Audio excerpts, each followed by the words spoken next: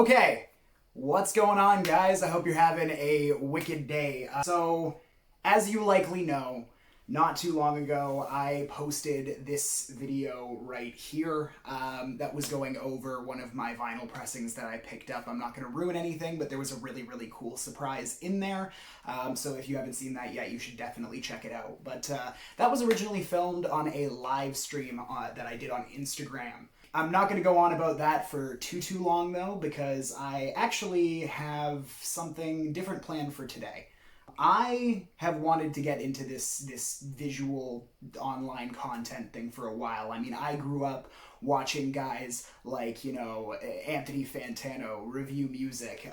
Every single time I've had an album come out, I've been looking for that Fantano review probably for the past 8 years now. And I'm 23 years old. I first found out about him when I was 15, and ever since then, I knew that I wanted to do something in the YouTube music sphere. And over the course of the past couple of years, there's been a lot more guys who have come out and done the same thing. So I have decided to pursue this YouTube thing just a little bit more, I don't have too much equipment. I'm going to apologize in advance for the little InShot logo that's hanging out at one of these corners. I don't have any professional editing software. I don't have any professional equipment. The most I have is a tripod that I got off of Amazon for $40 a couple of months ago with the intention to do this way back then. But I spent way too much time just sitting here and telling myself, no, you can't do this. People are going to think you're cringy, blah. I don't have any professional equipment, essentially, is what the point of all that was. But what I do have is a lot of knowledge and a desire to share that with people and have conversations and be a part of a wider community, be that on or off YouTube or Instagram or wherever else I decide to do what I'm doing. Madlib produced all of Bandana on an iPad or something. So if he can do that, I can sit down and make a few-minute YouTube video for you guys. I, as some of you may know, have been reviewing music online for a little bit longer than this channel has been around. Last year I kind of started dipping my toes into written reviews. I've always been a big fan of music and of writing as well, and I started channeling that into a proper review articled format. And I haven't done too much of it, but I have done enough to kind of be the type of person who keeps up on new music. So we're about a quarter of the way through 2021 now, and I can't believe I just said that, but it's true, and that means that we are a third of the way through a brand new year of music, and I had a couple of albums that I really wanted to bring to you guys' attention that you might not have heard of so far. These aren't all my favorite records of the year so far, but they're just a few that I'm not sure have gotten as talked about as I would like to see. Definitely, I feel like they deserve to be talked about a bit more. There are some records on here that are, going to be a bit more well-known, but there are others that might not be, so if you watch to the end, I hope that you find something that you didn't know before and, you check it out and you like it and you get involved in that. So without further ado, I am going to kick this off right after I take care of this dry mouth and drink some water. That's nasty. Water. I fuck with it. I like water. Holy fucking shit. So let's get going. I'm not going to be doing this in any particular order. I'm kind of just going to be rattling off the records one by one, going over some of the specifics of what I think of those albums, what makes them special to me, and then let you guys know what a couple tracks that I liked off them were. To kick things off, I want to give some recognition to a remix album that I really enjoyed that came out just a week or two ago by one Mr. Denzel Curry as well as another Mr. Kenny Beats, Unlocked 1.5. So as some of you who have read my Best in Music 2020 article might know, I was a big fan of the original Unlocked. It placed relatively high on my year-end list, and I thought that it was an incredible effort. Kenny Beats is one of my favorite producers who is out right now. His ability to bring out the chemistry between his instrumentals and whoever he is working with is something that's really uncanny and special, and something to the degree that he does it is not something that I feel like has been seen for a really, really long time. And what him and Denzel Curry managed to put together with Unlocked, I mean, it was just a little EP, but man, it packed a punch. Songs like Layup and Diet and Take It Back, everything was just crazy on Unlocked. Denzel was coming out with all of his most aggressive, fiery verses that he could put together, and, Kenny was backing it up 100%. So Unlocked 1.5 is essentially just a rehash of that. I don't like it as much as the original Unlocked, but what they did do is they fleshed out the record a bit more by adding on some extra guests. Guest verses and guest producers to remix songs on the album, add verses to songs on the album, and all in all just make a brand new project out of it. And I think that they did really well. There's a couple of tracks on here that I think could have been done a bit better, but I would rather just focus on some of the really, really incredible highlights here. So the song Diet ended up getting a remix with Diet 1.5. Now there is no instrumental changeover on this one. However, it does have an absolutely vicious feature from Benny the Butcher on it, and I swear to God, I had no idea how amazing this guy would sound on somebody else's production. If you're not familiar with Benny the Butcher, I mean, you really need to do some research into Griselda Records. And as far as the instrumentals on this project go, I do think that the guests have really shined once again. Robert Glasper did an amazing remix on here, but my favorite remix, I think, has to go to Take It Back V2, the Charlie Heat remix. You know, Denzel and Charlie Heat have worked together a fair amount in the past. They have always been fireworks to me, and on this remix, I think that they are fireworks again. Okay, so after some more water, this is going to be a nightmare. An absolute nightmare to edit later, but whatever, we'll figure it out. Moving on from there, I want to give a shout out to the new Black Dresses album, Forever in Your Heart. So before this album, I was not really that familiar with Black Dresses. I knew the name. I had heard their remix that they did on 100 Gex last project, 1000 Gex and the Tree of Clues. And it was just this, from my familiarity and understanding with Black Dresses up to this point has been that they are very aggressive, very noisy, and very eclectic, which are all things that I typically like, but for some reason I had never really, dove deeper into what they were doing. So earlier this year, they dropped a new record called Forever in Your Heart. Now that was kind of unexpected for a lot of people, because from what I understand, the band had broken up last year, citing a fair amount of harassment from the fan base. I mean, I believe it had a lot to do with the fact that both members of Black Dresses are transgender women.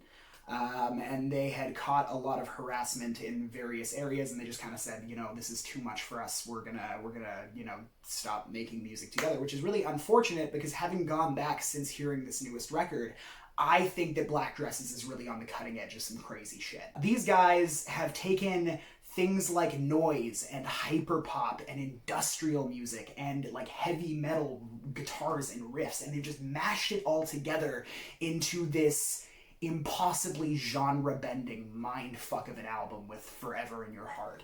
I mean, the album, from the second you turn it on, is just a head-banging nightmare party. I don't even know how else to describe it than that. I mean, there is a lot of screaming on this record, so if you're not into screamo or anything like that, you should definitely stay away from this. It is definitely a lot more of a rock leaning sound, even by Black Dresses standards, because I've since gone back and I've listened to their older stuff, which I'd say that this is a lot darker of a record than Peaceful as Hell. But what Black Dresses manages to put together here is absolutely insane. I mean, from the time it goes on till the time it turns off, they really do bring this sense of urgency to everything that they're doing. Everything is turned up to 11. Every emotion, every lyrical passage, every instrumental quality, it's all turned up to fucking 11, and it's just trying to grab at you and just eat your face off.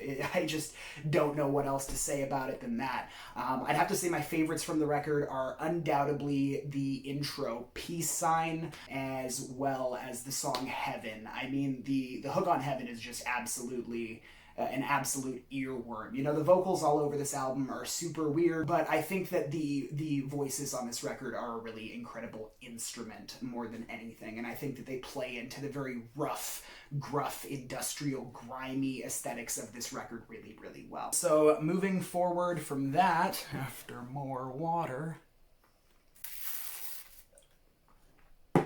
I wanted to give a shout out to Drakeo the Ruler. So I only became familiar with Drakeo last year. I believe that his album, Thank You for Using GTL, had made a couple of year-end lists, and it had piqued my interest. I'd never heard of him before. He wasn't really discussed in many of the typical circles that I frequent, so I wasn't really sure what to expect. And when I first heard Welcome to GTL, or not Welcome to GTL, Thank You for Using GTL, I was kind of surprised, because every single verse on the project was literally phoned in. No, I mean it. So GTL, from what I understand, is like a prison phone service. Drakeo was incarcerated at the time of recording that album, and he had his people on the outside essentially holding the phone up to microphones in the studio so he could rap this album. At first glance, there isn't really much to say about Drakeo the Ruler, other than he's definitely West Coast. You know, he rides over those mustardy kind of G-funky trap beats. He has kind of almost like a Blueface, sugar-free type of rhyme style in the way that he says his stuff. But if you look closer, there's actually a lot of really catchy elements to what he's doing on this record. It's just going through it again and again, like, I feel like at no point is my mind just absolutely blown or anything, but it's staggering the amount of times that I catch myself humming along to little things throughout the day that I know are on that album, little vocal passages, little earworms. They just stick with me. And I think Drakeo actually does have a lot of charisma, even if he does have a tendency to kind of sound like he's half asleep from time to time. I know that a couple of years ago that would have turned me off enough to never have checked his music out, but honestly speaking, I'm really, really glad that I did. So his newest album, The Truth Hurts, is very similar to Thank You for Using GTL, except the vocals are evidently a lot cleaner on here, but it's just sticky. The whole thing is so sticky. The hooks, they stick. The verses, they're subdued, but they're charismatic. There's a lot to love about The Truth Hurts, and I think Drakeo the Ruler, if he continues on this trajectory that he's going with, I mean, he did have some pretty big name features on this record, one of which was Drake. So if he does continue on this trajectory, I'm going to be really excited to see where he's going from here. You know, songs like Same Order and Engineer Scared, like, I challenge you to listen to those and not bob your head. It's impossible. You can't do it. Okay, so from there, you know what, I'm just going to make this a ritual. I'm not even going to say anything.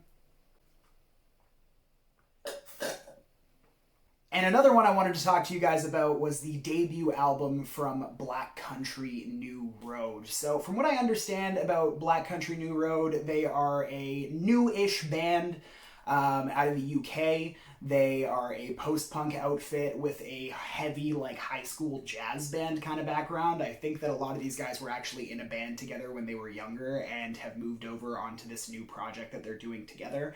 And their debut album, For the First Time, recently came into my rotation, and this album is dense. I mean, it is progressive punk at its finest instrumentally. I mean, there's elements of jazz that are baked in, but all in all, like, it's just very, like, progressive, rolling. The riffs are there. Everything is on point instrumentally. Vocally, things get a little bit weird, though. It is very much a post-punk kind of approach to lyricism, but it's all very poetic. And it's all very esoteric. It's kind of hard to peel apart what the lyrics mean in the moment. It's a lot easier after the fact if you're kind of reading into them. You know, this lead singer could be talking about anything from a horrifying experience at his high school science fair to just feeling generally embarrassed, to a whole plethora of other things, like the song Sunglasses, for example. I couldn't even tell you what the song's about, but I know that for one, the poetry delivery absolutely slaps, and the instrumental is all there. I do have to give my favorite track to Science Fair, though. I highly recommend this album. It's a bit of a weird one, but if you kind of like the weird shit like I do, and you're into post-punk, or, you know, you like some rock music, but not a whole bunch of rock music like me, I definitely think that this could be a good entry point for you to get into some more post-punk acts. All right, and one that I think a couple of you might be surprised that I didn't talk about a little earlier on in the video, but I gotta save the best, well, some of the best for one of the last, I guess. I wanted to talk to you guys about the sophomore album from Slowthai, TYRON. So TYRON is the newest album from UK rapper Slowthai. Some of you have probably heard of him. You might have heard his debut record, Nothing Great About Britain. I liked it a lot. His fusions of hip-hop and punk music on there were very, very cool, and his lyricism and storytelling was all very, very focused on the political climate of the UK surrounding the Brexit vote. It's a really interesting record, and it shows a lot of personality, and it shows a lot of smarts on Slowthai's part. So if you just kind of know him for his features, trust me, there's a lot more to unpack. But on this new record, TYRON, we are getting a look much more inwardly at Slowthai. I mean, he's kind of known for two separate things at this point. On one end, you've got his bangers, his amazing features, his very charismatic, zany, almost Eminem reminiscent kind of deliveries. And then you move on to his deep cuts and his personal stories and his lamentations on his own struggles, his own feelings, his own difficulties in his life. And TYRON balances this dichotomy in a very heavy-handed way, where it is a double album. I think there's 7 tracks on each side, with the front end serving up all of the bangers, i.e. Mad Thai, and the B side offering up all of the deep cuts, so Sad Thai. But all in all, I think that Slowthai is really outdoing himself on this record. I did have a pretty heavy preference for the Sad Thai album side, but the bangers on here are still incredible. I mean, Cancelled with Skepta is already one of the best songs of the year, hands down, and NHS, even though it dropped nearer the end of last year, is also still an absolutely fantastic single. Top to bottom, I really do think TYRON never turns down the heat. Like, it just demands your attention the whole way through, and you best give it that attention, because it is really, really great. I wanted to quickly give a shout out. I'm not going to talk about this one for too long, because you guys have heard me, you know, suck this guy off for way too long if you know me at all. But I do need to give a shout out to JPEGMAFIA's EP2. The boy goes full cloud rap on this one. I'm a big JPEGMAFIA fan. I absolutely love JPEGMAFIA. I have ever since I heard his album Veteran. I don't know to call that a debut album. I don't know to call it a sophomore. He's had like so many records for so long, but it wasn't really until, you know, the Black Ben Carson Veteran days that he started to get a lot of traction. So I became familiar with Peggy around Veteran's era, and ever since then, I swear to God, he has been one of my favorite, if not my favorite rapper of the past 3 years, easily.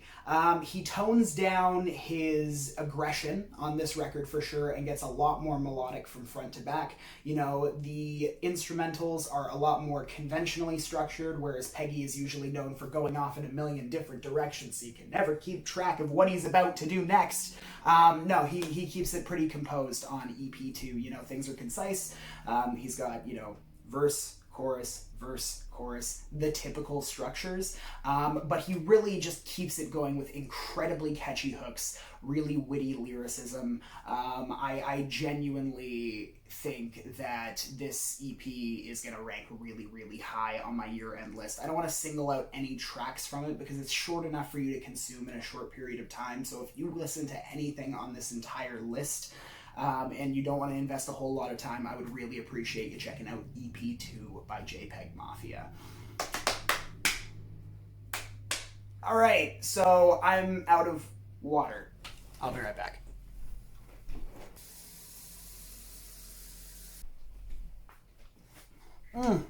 Alright, and for the last album that I'm going to be talking about on this, I don't even know what to call it, things to check out Q1 2021.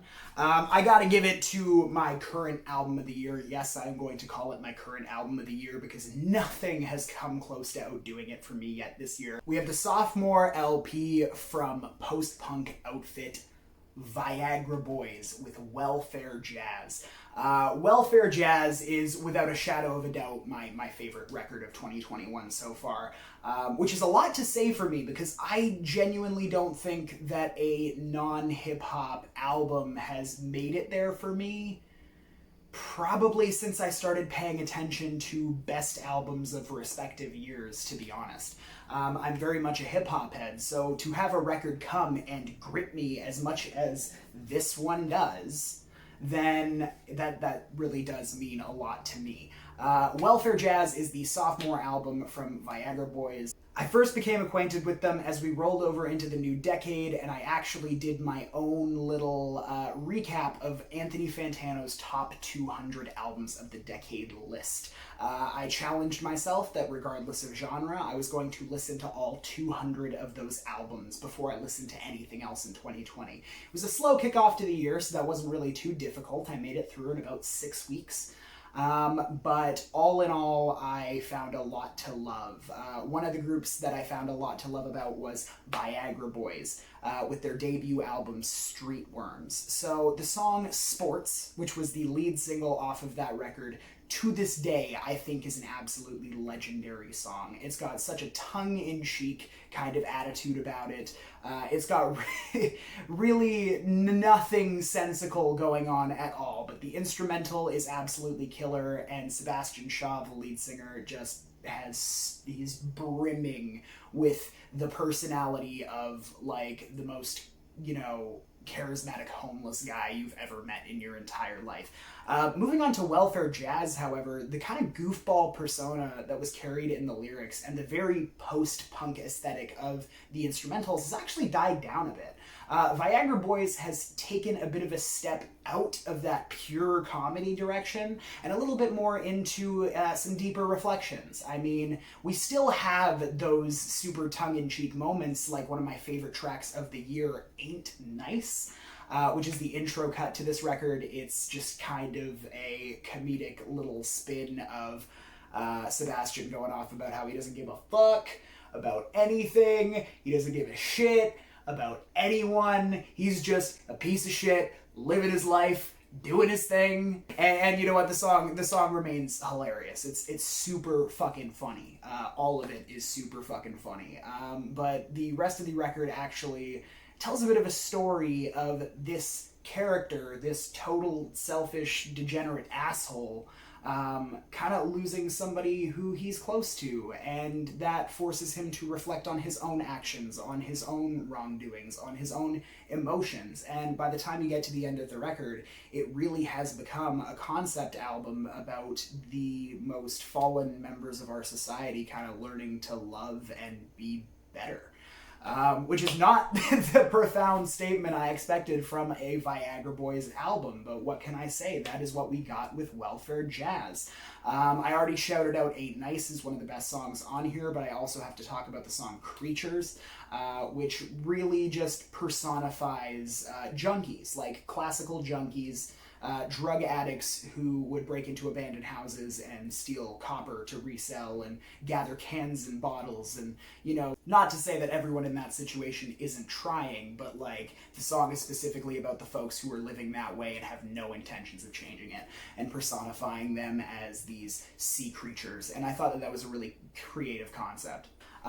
So all in all, I think that just about covers what I wanted to talk about here today. I'm really sorry if this entire video is super jank, guys. I mean, I've never done this before. I'm literally editing these on my cell phone. I have no microphones. This is just me, a tripod, and my phone hanging out in my living room, and of course all of you guys.